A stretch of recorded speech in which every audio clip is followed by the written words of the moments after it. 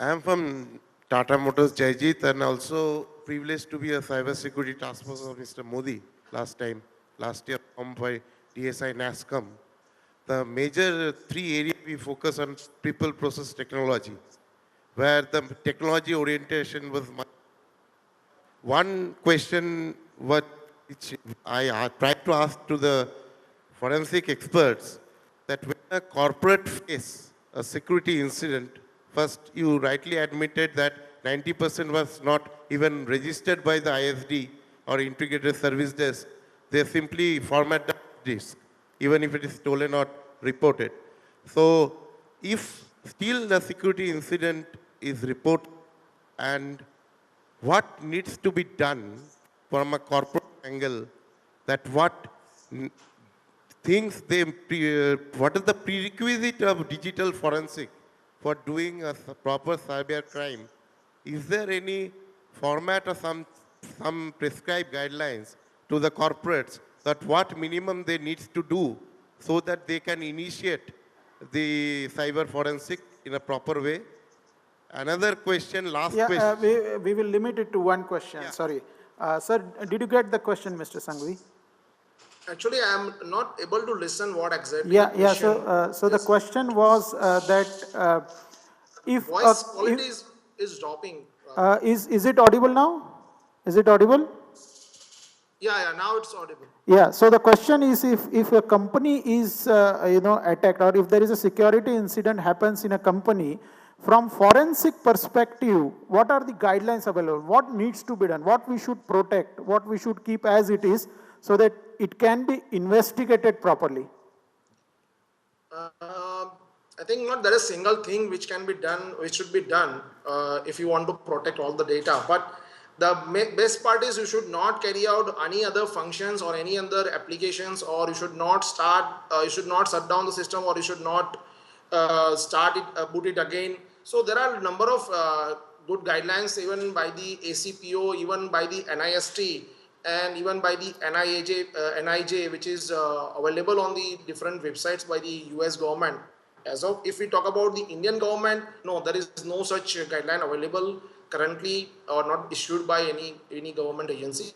But normally people follows this NIJ, ACPO or this NIST guidelines. Yeah. So there are guidelines available by NIST, etc., which can be followed in the event of any incident. Yeah. Any other question? Let's move on. Yes, madam. Good morning. Thanks for this opportunity. I had a question for the panelist that, you are dealing with cyber crime and how to deal with it. How many cases do you get of crimes that are beyond the Indian jurisdiction, international orientation? Yeah, I think it would be for, yeah. So while I let Unfortunately, I don't know. So if you would do the honors. Oh, hi.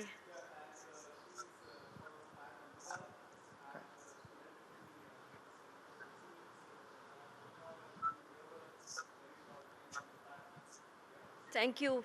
Thank you. Yeah. so I'll just repeat the question. I think the question Nothing was is audible. Oh, sorry, is it audible now? Yeah. Yeah. Yeah, so the question was Oh. in a cyber incident, how many of or what is the percentage in which the perpetrator is sitting outside the Indian jurisdiction? So while the exact number will be given by the advocate next to me, but in all the cases that comes to us, in most, I would say, when I say most, 90 to 95%, or even higher number, the perpetrator is always outside your geographical boundary. Almost all the cases that we have seen. So rather than a number, let me cite 2 or 3 examples of cases that we get very, very often getting reported either to a lawyer like me or to the cybercrime cell, and then it gets referred to me for maybe assistance. And something that has been very recently going on, at least in Pune, I can tell you from the Pune perspective, are the cases where some material has been ordered from China, and while it is to be delivered, there is a message that comes through an email which perhaps is a phishing or a pharming attack, where the money is required to be deposited in some other account. Now this is another way of Nigerian frauds which we had conventional fraud, Nigerian frauds that we knew about 5 years back. And many people have now been so-called conscious about cybersecurity incidents, in fact have gone and asked for authenticated papers to verify whether the bank account now that they need to put money in is the good account or not. So again, verified papers also have come on email as scanned documents, and after so-called verification, the money has gone outside the country in accounts in the cases that I know, some have gone in Belgium, in Austria, and other countries in Europe. And after the investigation goes on, we've realized that the money has been withdrawn from those accounts, and because of this cross-border nature of this crime, it is taking time to investigate and further progress during the investigation. Because as of now, other than the Budapest Treaty, we do not have any multilateral understanding in terms of cyber crimes as such. Other cases which very often get reported are again about people asking, you get emails that you need to deposit money to claim certain gift or prize or money left behind by somebody in his will. And I'm astounded by the number of people who come to me saying that I have deposited the money. And the maximum amount that I've come across in my career is 75 lakhs, which an individual has deposited to claim that so-called booty that is residing in some place across the border. So are these cases common? The answer is they are very, very common. And there is an investigation block that happens, and it is very, very difficult to get the money back. Yeah, I mean, my naive analysis of the situation would be that at the beginning of this session, I said that there are two types of cyber crime. One is those advanced cyber crime, which involves hacking, blah, blah, blah. And the second category is cyber-enabled crime, where, technology is used to commit a conventional crime. Yeah. So my view is that the second category would be very much in Indian jurisdiction, whereas the first category would be largely outside India. And I think that is one of the gift of globalization and this networking has been. Next question I am ready for. My question, Yeah, please. cyber risk is always one of the top 3 or top 5 risks based on different surveys which are conducted. My question is to all, maybe if you can just tell us from different perspective, legal, forensics, and from audit expertise, what are, as a GRC manager, maybe I'm from food sector, but what are the top 3 or top 5 things I should check to ensure that my organization is well prepared or protected from cyber risk? So the question is top 3 or top 5 things to be checked to make sure that the company is protected, corporate is protected from cyber crime. We'll start with you, Mr. Sundar. Yeah.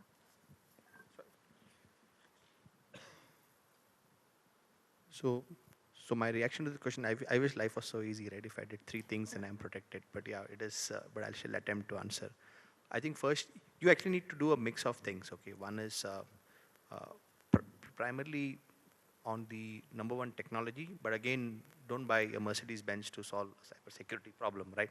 So a lot of people invest in top boxes and say, now I'm secure because something is running. And just an example I gave before, if you don't monitor those boxes, it's useless. So it is a mix of one, having reasonably good technology and not the best. You don't need to put top dollars or top rupees into it. Have, if possible, have good people to monitor that.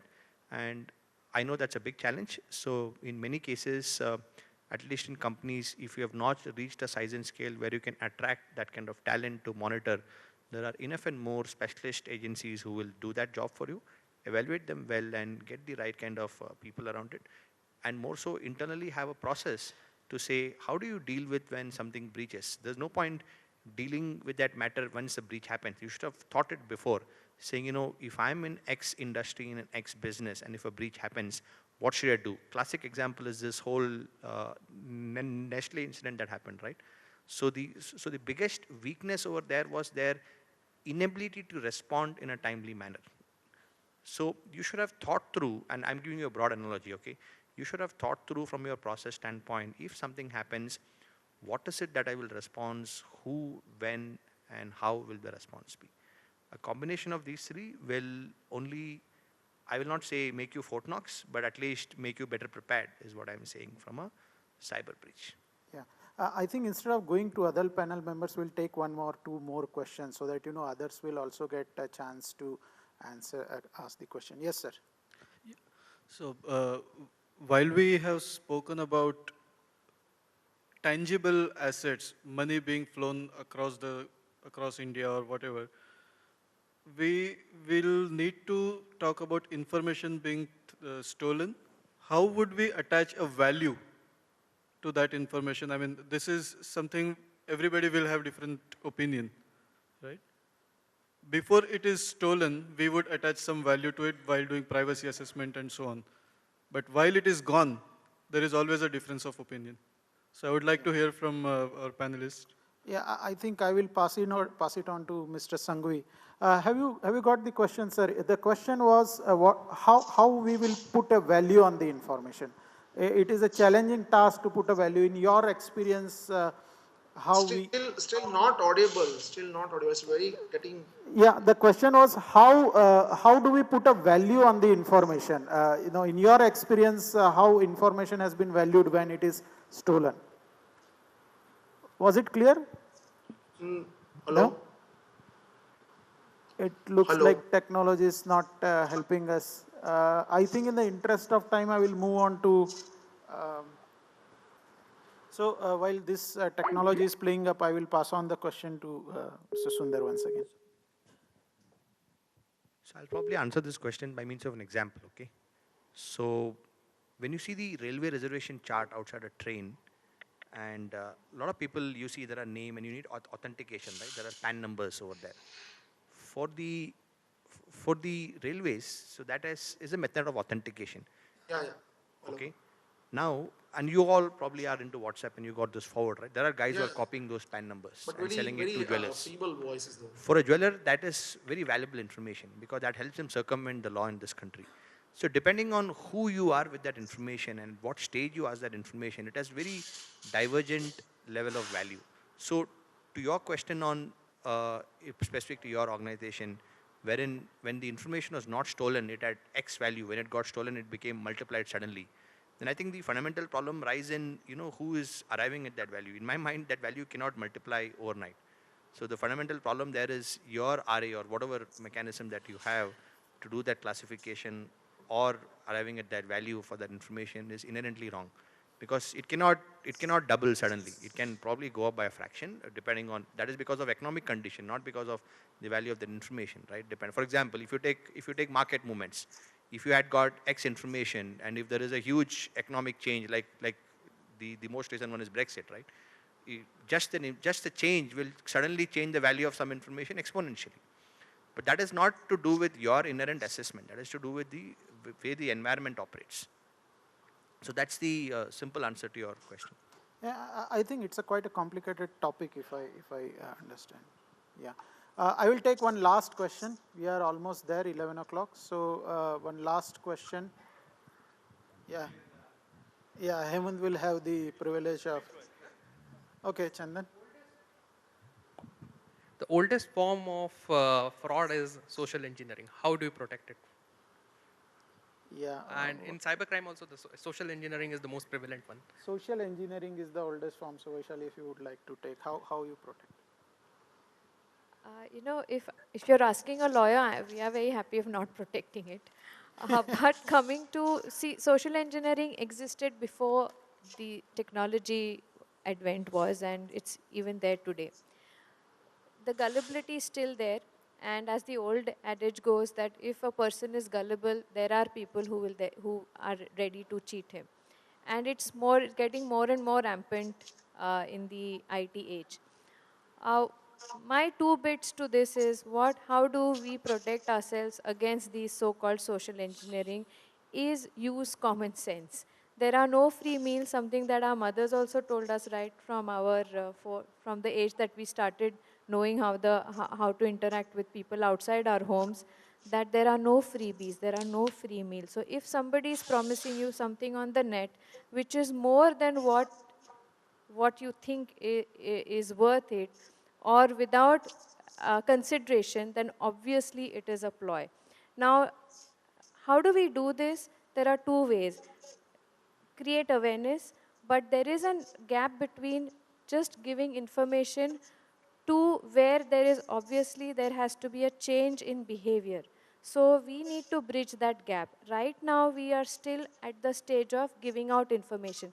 Look at what banks are doing. Banks are saying that, okay, yeah, now here is an advisory, do this and don't do this. So they say we are doing our bit by giving you information.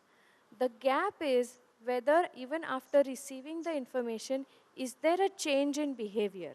And today we have to start thinking about that. What is that you and me need to do to bring about change in behavior? And if we are able to crack that question, then this so-called social engineering attacks will definitely go down. What can the law do? Right now, the law is protecting banks by saying that you educate customers. Now, education and awareness are two different things. By merely saying every alternate day, we issue an advisory saying that change your passwords after every 14 days. My job is over as a bank. Maybe that is not enough. And vis-a-vis, as you and me as consumers, we also need to be more alert in terms of protecting our assets which are in third-party hands. Yeah.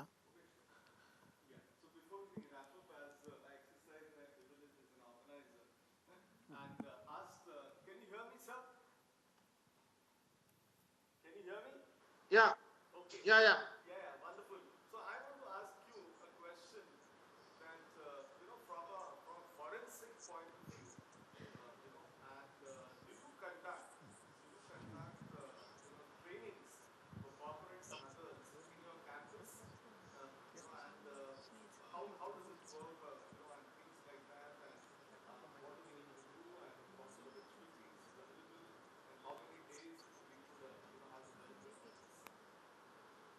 Yeah, we do a training for corporates, and it's a tailor-made program.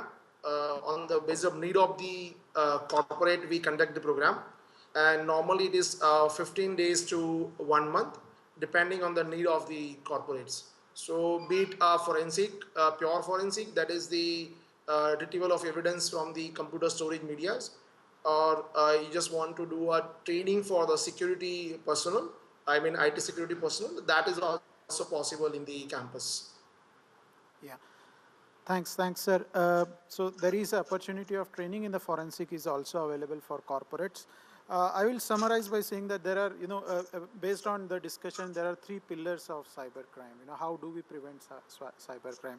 The first is how do we, how do we reduce the vulnerabilities? So by creating awareness, by putting strong deterrent in place, and by strengthening our information security, we will reduce the vulnerabilities. How we will reduce the threat? That is the second pillar. How do we reduce the threat? So we identify the people who are involved in this crime. We integrate with international agencies so that there is a better coordination. Maybe judiciary, law enforcement, they integrate with the technological companies to get the right support. That is how we reduce the threat. And then the third pillar is that we mitigate the damage after the crime is committed. So that is where forensic comes into the picture. We make sure that we retain the evidence, we retain the chain of evidences and stuff like that, and that is how we handle the cybercrime. The last word is, there was a quote which I got from Arundhati Bhattacharya, who is the chairman of SBI. There was a quote from Arundhati Bhattacharya, chairman of SBI. And the quote was, technology is a great enabler, but it has a downside too. The threat of cybercrime keeps me awake at night. So if SBI's chairman is so much concerned about cyber threat, and this is just 3 days old quote, so that sums up the importance of taking right precautions against the cybercrime.